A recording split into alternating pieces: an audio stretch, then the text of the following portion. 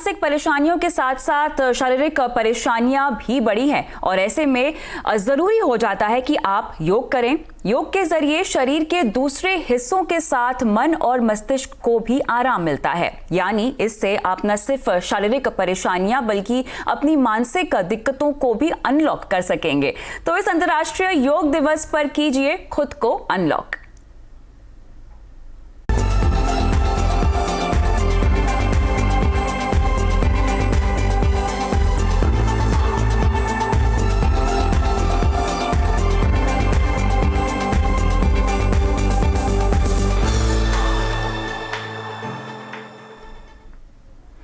तो चलिए, योग से खुद को अनलॉक करवाने के लिए आज हमारे साथ इस खास शो में मौजूद हैं खास मेहमान भी। हमारे साथ है ग्लोबल लीडिंग होलिस्टिक हेल्थ गुरु डॉक्टर मिकी मेहता, तो योगा इंस्टीट्यूट की डायरेक्टर हंसाजी योगेंद्र और एक्टर और मॉडल डॉक्टर अदिति गोवित्रिकर। आप सभी का स्वागत है हमारी इस खास पेशकश में।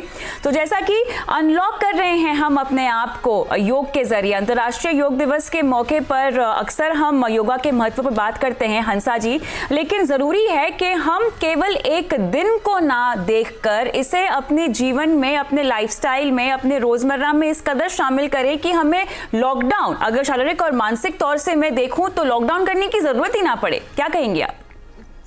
बिल्कुल सही। योग से शरीर में फ्लेक्सिबिलिटी, माइंड में भी फ्लेक्सिबिलिटी आती है। इंसान अक्सर रिजिड हो जाता है अपनी लाइफ, लाइक्स डिसलाइक बढ़ जाती है, ओपिनियंस बड़े स्ट्रॉन्ग हो जाते हैं और इसकी वजह से प्रॉब्लम है। उसकी थोड़ी सी ऑडियो में दिक्कत आ रही है, इसको हम फिक्स करेंगे हंसा जी। लेकिन मिकी, मैं आपके पास आऊंगी क्योंकि लगातार आप होलिस्टिक वेलबींग को प्रमोट करते हैं। इंटरनेशनल योगा डे के दिन हम आपसे कई सारे आसन तो जानेंगे ही, लेकिन उससे पहले महत्व को समझना चाहेंगे, क्योंकि योगा को भले ही आप अपनी लाइफ में सम्मिलित करें, लेकिन फिलहाल की हाल ही के जो कुछ महीने रहे हैं ना मिकी, वो बहुत स्ट्रेसफुल रहे हैं। खासतौर से अगर हम मेंटली समझना चाहें तो इससे बेहद जरूरी है कि आप अपने आप को अनलॉक करें। अगर आप किसी भी मानसिक परेशानी से गुजर रहे हैं तो उससे आप बाहर निकलें, और योग एक बेहतरीन तरीका है, जरिया है बाहर निकलने का। तो कविता जी, पहली बात तो मैं गुरुवर्ग मां हंसा जी योगेंद्र को प्रणाम। गुरु ब्रह्मा गुरु विष्णु गुरुदेवो महेश्वर गुरु साक्षात पर ब्रह्मा तस्मै श्री गुरुवे नमः। Salute to her. तो योग में स्ट्रेच करे, स्ट्रेस ना करे, दैट्स वेरी इंपॉर्टेंट। और दूसरी बात कि गवर्नमेंट ने ताला आपके दरवाजे पे लगाया है, आपकी आत्मा पर नहीं। आपकी आत्मा अनलॉक है और अनलॉक रहेगी। योग आपको कोई बंदिश में नहीं डालता है, योग आपको आज़ाद करता है, लिबरेट करता है। तो योग से आप हमेशा लिबरेट रहेंगे, क्योंकि श्वास के द्वारा आप हमेशा नियंत्रण में रहते हैं, इन चार्ज। और रिदम जो रहती है ना, रिदम, तालमेल, लयबद्धता, उससे हमारे जिंदगी का स्वर निकलता है, सुर निकलता है, और स्वर और सुर के साथ स्वर्ग बनता है। और जब हम योग मिलके करते हैं सब लोग, तो एक अच्छी संगत बनती है। संगत से गीत निकलता है और गीत से संगीत निकलता है, हम तरंगित हो जाते हैं। तो परिभाषा है योग, योग परिभाषा है श्वास, तो स्वयं में उपस्थित और स्वयं की उपस्थिति, उसको योग बोलते हैं। तो वो श्वास, सुर, तन, मन का एक मिलन है, और ये मिलन के साथ हम बिल्कुल तरोताजा हो जाते हैं और एक नया जीवन पाते हैं। हर घड़ी बदल रही है धूप जिंदगी, छांव है कहीं कहीं पर धूप जिंदगी, हर पल यहाँ जी भर जियो। बिल्कुल, और जी भर आप कैसे जी सकते हैं ये आपको योग सिखाता है। अदिति, आप योग को तो प्रमोट करती ही हैं, उसमें तो विश्वास दिखाती ही हैं, लेकिन साथ ही योग के जरिए मेंटल फिटनेस पर आपका हमेशा बहुत ज्यादा फोकस होता है, बहुत तवज्जो आप देती हैं। अपनी सांस को कंट्रोल करें, उसके जरिए आप अपने मस्तिष्क को कंट्रोल कर सकते हैं, अपने भीतर हो रही चीजों को कंट्रोल में ला सकते हैं। क्या कहेंगे आप? जी कविता जी, पहले तो शुक्रिया मुझे इस प्रोग्राम पे बुलाया। मिकी जी, हंसा जी, आपको भी नमस्ते। मेरा ये मानना है कि कंट्रोल करना, ये इस शब्द में बहुत नेगेटिव नेगेटिविटी है, तो कंट्रोल ना करिए, आप अवेयर रहिए। आपका जो ब्रीदिंग है, अगर आप उस पे फोकस करेंगे और ध्यान देंगे, तो योग के माध्यम से आपका तन, मन और जो आत्मा है वो अलाइन हो जाएगा। जब ये 3 चीज़ें अलाइन हो जाती है, जो आसन के थ्रू होती है और जो हम ब्रीदिंग करते हैं, प्राणायाम करते हैं, या कई सारे आसन होते हैं जो ब्रीदिंग से कनेक्टेड होते हैं, तो उसलिए इसका ये कारण है कि वो अलाइनमेंट हो जाती है, और जब हम अलाइन होते हैं तो हमारा जो पोटेंशियल होता है तो वो उभर के आता है, और फिर जो स्ट्रेस है, नेगेटिविटी है, सर्वाइवल मोड है, ये सब चीजें दूर हो जाती है। जैसे आपने कहा था कि हाँ लॉकडाउन है, और मिकी जी ने कहा कि लॉकडाउन घर पे है, आत्मा पे नहीं है। तो अगर आप सर्वाइवल मोड से निकल के थ्राइविंग मोड में चले जाए, तो ऐसे बहुत लोग हैं जो इस 3 महीनों में उन्होंने बहुत प्रगति की है। तो ये ध्यान रखना ज़रूरी है, और ये योग के माध्यम से हो सकता है। और योग ऐसे नहीं है कि 1 घंटा करना है, आधा घंटा करना है। Yoga is a way of life, that is very crucial. Way of life. और मैं जानती हूँ क्योंकि हम हर साल हंसा जी से बात करते हैं और हमेशा वो इसी बात पर बहुत स्ट्रेस करती हैं कि ये आपकी लाइफ का एक तरीका है, आपकी लाइफस्टाइल में आप इसको शामिल करना है, क्योंकि जैसे आप सांस लेते हैं वो भी एक तरह का योगा ही है। तो अब ऐसे में आज के हमारे शो में तो हम कई आसन जानेंगे ही मिकी से और अदिति से भी, लेकिन हंसा जी कैसे हम योगा को अपने खान पान में, अपने चलने फिरने में, सांस लेने में, न सिर्फ आसन करके, प्राणायाम करके आप योगा करें, बल्कि अपने थॉट्स को भी आप एक योगी की तरह बना लीजिए।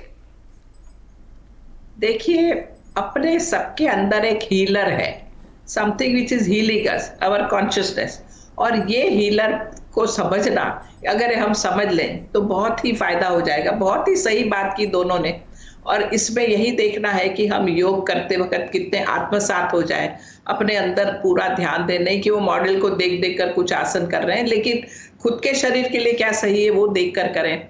तो ये हीलर को आप समझ पाएंगे, और फिर मन के अंदर एक कंपैशन, एक करुणा आएगी, और वो करुणा जब आती है तब इंसान बहुत ही अच्छा हील कर पाएगा, दूसरों को बहुत ही अच्छा सिखा पाएगा और एक अच्छा टीचर बन पाएगा। बिल्कुल मिकी, आपके पास मैं आती हूँ क्योंकि योग में अलग अलग आसन हैं और अलग अलग परेशानियों को, दिक्कतों को फोकस करते हैं आसन और प्राणायाम। लेकिन आप क्योंकि अलग अलग जगह पे जाते हैं, कॉर्पोरेट्स, आम आदमी से लेके हर खास कॉर्पोरेट्स, हर जगह जाके आप योग सिखाते हैं और फिटनेस के मंत्र लोगों को देते हैं।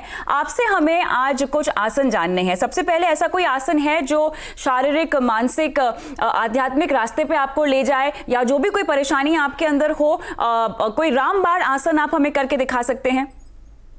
ठीक है, तो मैं आपको एक दिखाता हूं। आप मुझे देख सकते हैं कंप्लीटली? जी। ओके, तो यहां से पहले तो जिंदगी आगे की तरफ जाए, बढ़े, सांस बाहर निकाल दे और अहंकार को बाहर निकाल दे और अपना माथा अपने घुटने पे टेक दे। उसके बाद योगा की जो लॉ है वो हमेशा ऊंची रहनी चाहिए, फ्लेवर ऑफ योगा। फिर योगा में जो तन, मन और आत्मा का सेतु है वो हमेशा रहना चाहिए, द ब्रिज ऑफ योगा। उसके बाद for yoga and health, always bend backwards, halasana. और ये जो रामबाण है ये कर्ण पीड़ासन।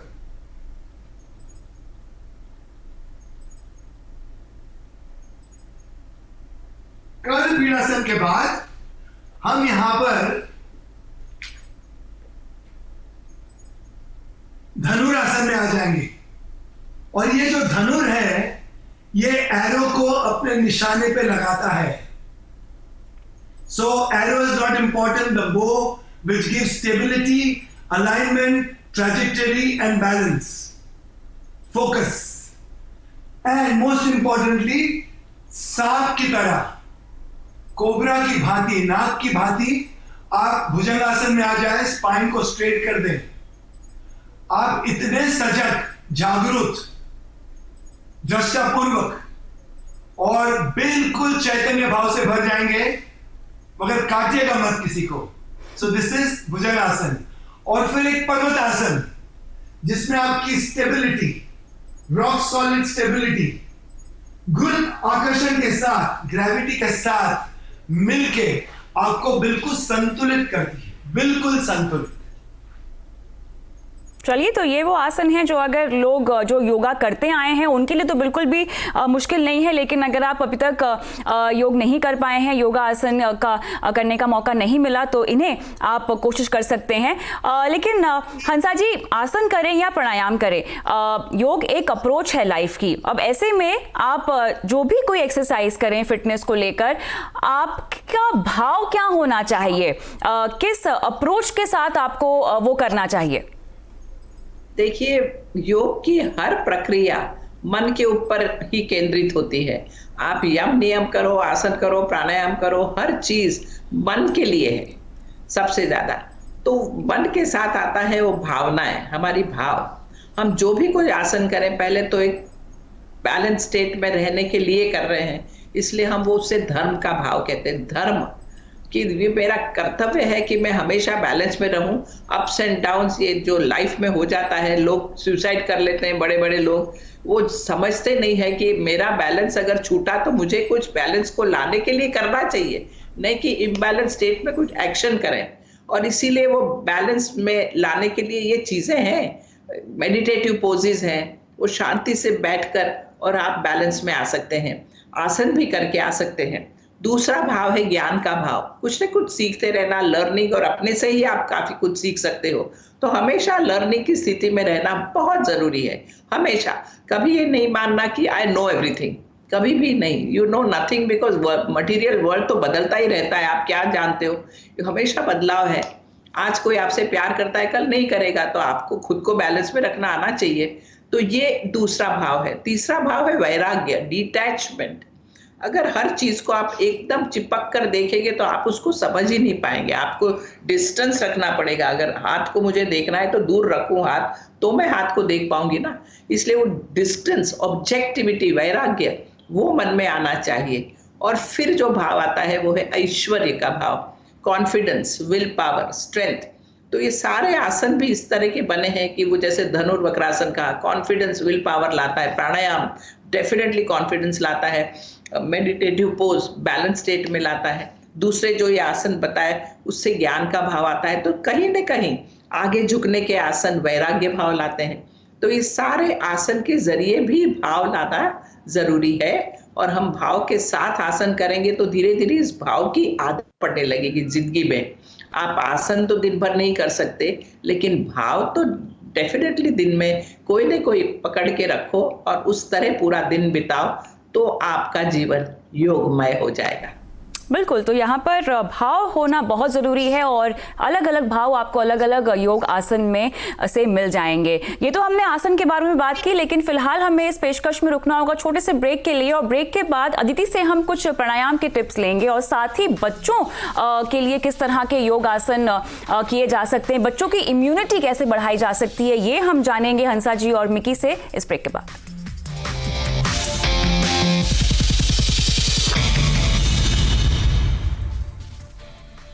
CNBC आवाज पर हम मना रहे हैं अंतर्राष्ट्रीय योग दिवस, और मेरे साथ तीन खास मेहमान मिकी मेहता, हंसाजी योगेंद्र और अदिति गोवित्रिकर जुड़े हुए हैं। अदिति, मैं आपके पास आऊंगी क्योंकि आसन की तो हमने बात की है, लेकिन आपसे मुझे प्राणायाम के बारे में जानना है। आमतौर पे लोगों की धारणा ये है कि अच्छा वेट लॉस करना है तो आपको योग कर लेना चाहिए। इससे तो हम अब काफी ऊपर आ चुके हैं, जहां तक जागरूकता की बात भी है, क्योंकि अब ये ओवरऑल आपकी वेलबींग का सवाल है। प्राणायाम से ये कैसे अचीव हो सकता है? तो प्राणायाम, इसका ये शब्द का मीनिंग क्या है? प्राणा और आयम। तो प्राणा मतलब जो वाइटैलिटी है, जो ब्रेथ है, तो प्राणा उसका मीनिंग है, और आयाम यानी कंट्रोल। तो हमारे ब्रीदिंग के ऊपर अगर हम कंट्रोल कर पाए, and control not in a negative connotation but in a positive way, तो अगर हम प्राणा को कंट्रोल कर सके या रेगुलेट कर सके, जो मेरे हिसाब से अच्छा शब्द है रेगुलेट, तो उससे बहुत फायदा हो सकता है। जब आपका मन विचलित हो या कहीं पे एक्स हो, पेन्स हो, जैसे हंसा जी ने कहा कि हम सब में हीलिंग है, तो ब्रेथ वर्क करके, प्राणायाम करके बहुत सारा हीलिंग हो सकता है। तो इसमें ये कोई मुश्किल बात नहीं है, कोई भी कर सकता है। थोड़ी सी प्रैक्टिस कर ले तो it becomes way of life. तो दिन भर भी हम प्राणायाम कर सकते हैं। तो प्राणायाम का मतलब यही है कि अगर हम कहें कि मैं प्राणायाम कर रही हूँ, इसका मतलब ये है कि अवेयरनेस सबसे बेसिक है कि हमारा जो नॉर्मल नेचुरल ब्रीदिंग है, आनापाना मेडिटेशन जिसे कहते हैं, जो विपासना में सिखाया जाता है शुरुआत में, उसमें हमारे ब्रेथ वर्क पे सिर्फ अवेयरनेस रखनी है कि कैसे ब्रीदिंग हमारी हम अंदर सांस ले रहे हैं और कैसे बाहर जा रही है। इसके बाद हम उसे थोड़ा रेगुलेट कर सकते हैं, जिसकी वजह से अलग अलग बेनिफिट्स होते हैं। जैसे अनुलोम विलोम हो, जहाँ पे हमारी जो सन और मून, ये जो दो एस्पेक्ट्स है हमारे बॉडी में, तो वो बैलेंस हो जाते हैं। तो वो अनुलोम विलोम से बहुत शांति मिलती है। It's a cooling breath work so to say. फिर भ्रामरी है, जिससे भी बहुत सारी अवेयरनेस हो सकती है, जहाँ पे हम हमारे सेंसेस बंद करके एक बी जैसे बजिंग जो करती है बी, वैसे आवाज निकालनी है, तो उससे भी काफी क्लैरिटी मिलती है। इसके अलावा भस्त्रिका है। तो ऐसे कई सारे प्राणायाम है जो हम हमारे लाइफ में इनकॉर्पोरेट करके काफी सारा हीलिंग हो सकता है, काफी सारा उससे एनर्जी बहुत बढ़ जाती है, वाइटैलिटी बहुत बढ़ जाती है। और आजकल जो बहुत एंजाइटी मैं देख रही हूँ, जब मैं काउंसलिंग सेशंस करती हूँ, तो मैं बहुत सारे ब्रीदिंग टेक्निक्स जो है वो मेरे क्लाइंट्स के साथ शेयर करती हूँ, क्योंकि उससे बहुत फायदा होता है। बिल्कुल विकी, मैं आपके पास आऊंगी क्योंकि यहाँ पर हम कोविड-19 जैसे माहौल में हैं और सिम्टम्स क्योंकि इस बीमारी के इतने अनप्रेडिक्टेबल है कि सब कुछ आपकी इम्यूनिटी पर आकर टिक जाता है। अब ऐसे माहौल में भी लोगों की इम्यूनिटी कुछ नेचुरली मजबूत होती है, कुछ की नहीं होती है। हमें इम्यूनिटी बढ़ाने के लिए किस तरह के आसन करने चाहिए या किस तरह का योग करना चाहिए? तो जब ये कोविड-19 का दौर जब शुरू हुआ, तब मैंने एक छोटी सी इनोवेशन की सांस की क्रिया पर, और जिसको मैंने बताया poison be, prevention of infection seeding optimal nasal breathing, prevention of infection seeding optimal nasal breathing. तो सांस के द्वारा विगरस ब्रीदिंग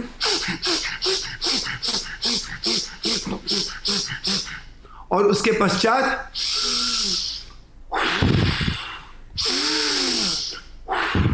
तो इसको हम अगर ऑल्टरनेट करते हैं, so your nostrils and your sinuses they dilate because of thermogenesis, और उससे the temperature in the body goes above 97-98 degrees, so very good chance of germs, bacteria, viruses dying.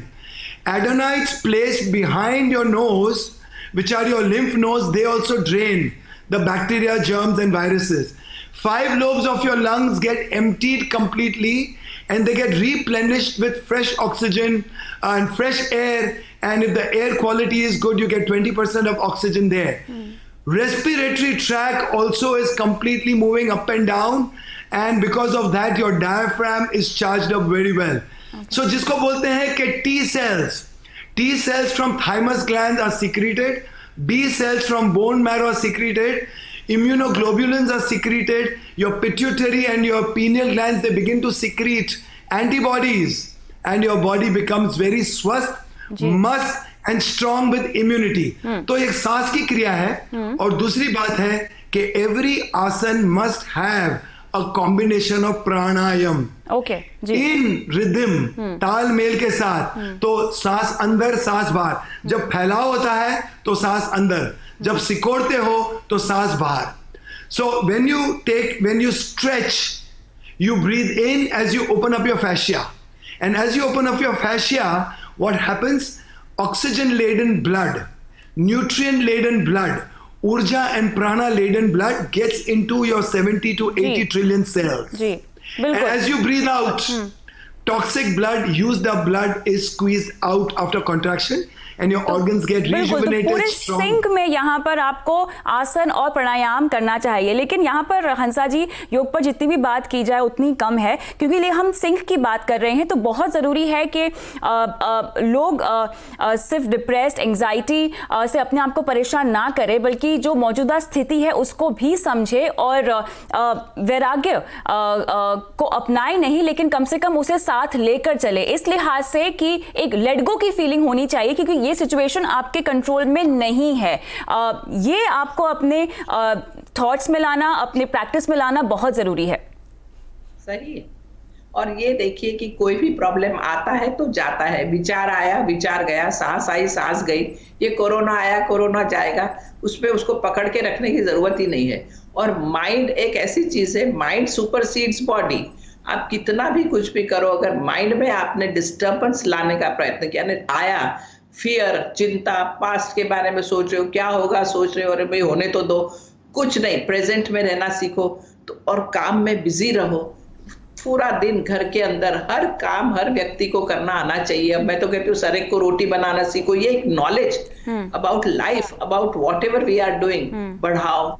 तब mind जब इस तरह बिजी रहेगा तो आपको सोचने का वक्त नहीं है, चिंता करने का वक्त नहीं है। अगर कोई व्यक्ति चिंता करता है तो वो फ्री है, कुछ कर नहीं रहा है, इसलिए चिंता कर रहा है।